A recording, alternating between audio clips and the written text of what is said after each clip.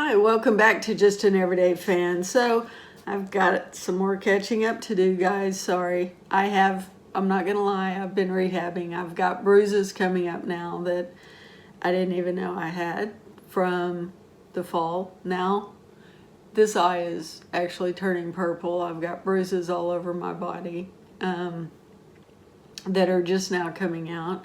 I guess they were more internal and now they're making their way to the surface. So I'm just going to do a quick rundown on everything that you may or may not have missed.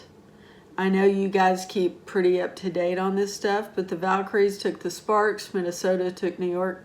That was a great game. If you haven't seen it, you should go back and watch it. Washington took Dallas. That was also a great game. Atlanta took Phoenix, Sparks took Seattle, and the Aces took Connecticut. Now, as we know, the Fever were victorious over the Chicago Sky, 92-70. That puts us at 18 wins and 14 losses. We are still in number 5. And I don't know if you know this or not, but during the game, Caitin Clark was jumping up and down with excitement. She was jumping up and down. I think at one point she was booing Stephanie White for taking a timeout with 3-something left in the game. She was jumping up and down because Lexi was starting to hit threes and she was kind of coming out of her slump. And at one point, she was moving toward the court, and I don't know if she stepped on someone's foot or if she just stepped wrong, but she winced really bad and grabbed her leg. Now, this was concerning. I thought maybe she had, but you saw a coach immediately grab her and take her back to her seat. Caitlin, please stay in your seat. We love that you're involved, but we want you to get healthy. Las Vegas Aces are tied with the Fever, and they are seriously knocking on the door. Now, a lot of teams have made a lot of moves, as we know, during all of this time to try to shore up, bringing people on. The Fever brought on Odyssey Sims for a 7-day contract. This has some suggesting that the return of Caitin Clark is imminently around the corner. I don't know. I do not know. I think that, some were saying the 12th, of course, that's tomorrow. She's not going to be in tomorrow's game. If she were, I don't think they would have signed Odyssey on a 7-day. I'm guessing it's probably going to be 3 games out. So right around there. If not the 22nd. So I'm not real sure. Whenever it is, Caitlin, I hope you come back at 100%. Please do not come back early to incur another injury. I don't know that you or your fans could take that. And as we know, the Sparks are trying to make an attempt to move up into these 1 through 8 coveted positions for the playoffs. And with the return of Cameron Brink, I'm going to say it's a strong possibility, if not a probability. Cameron Brink, I watched her. She is an amazing player. Now, for the Chicago game, Mitchell posted 26 points, Lexi Hall 17, Sophie 16, Boston 15, Howard 7, Timpson 7, Dantas 4. Although Bibby and Turner didn't post points, they helped with rebounds, assists, and steals. So everyone was kind of firing on all cylinders,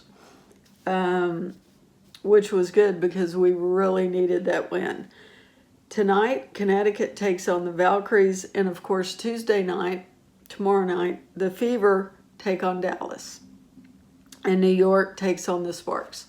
So those are going to be really good games. And coming off of a Dallas loss this weekend, Dallas is going to be pumped. So I hope we don't see the same scenario as we did last time. You know, when teams come off a loss, it seems like they hit the fever with everything they have. And we end up falling to the team. So hopefully that everything is going. Odyssey Sims can come in. She can get acclimated quickly. She can, because she's not used to Stephanie's game, okay? She's not used to that game at all. So hopefully she can come in and she can contribute off the bat. But it's hard for players that aren't used to that type of movement, that type of coaching. So we'll see what she can do. She is on a 7-day, so they can release her on a 7-day. They can sign her for another 7-day. It wouldn't be a bad idea if they test her on the 7-day, for them to actually sign her on an end of deal contract, just to have a backup for Caitin Clark, because you never know. Because the teams are going to be gunning for these players. They're going to try to take out players. We've seen it. They're going to try to take out players on the team. I mean, look at all the players that are out. Look at all the players that have been out. We're talking all the top players on all the teams have been out or are out due to injuries.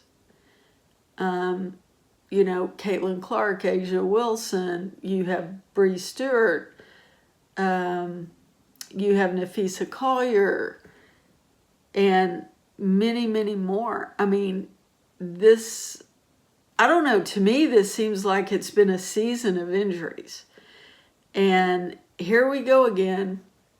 The officiating during, in my opinion, the officiating during the Chicago game was back to status quo of awful officiating. Things were not being called that should have been called. Who was it? It was Kelsey Plum. Kelsey Plum in her game ended up getting, I think it was the Valkyries, ended up getting frustrated, and she ended up literally, the intent was there, you saw it, she trips a player. And to me, if the intent to injure a player or to trip him, for them to go down because that player was making a play on the ball, she had the ball, she was going around Kelsey Plum reached out and tripped the player. So I think that should have been on flagrant 2, automatic ejection. What do y'all think? Let me know in the comments down below. As always, thank you for subscribing. Please like the video, and I will see you in the next one.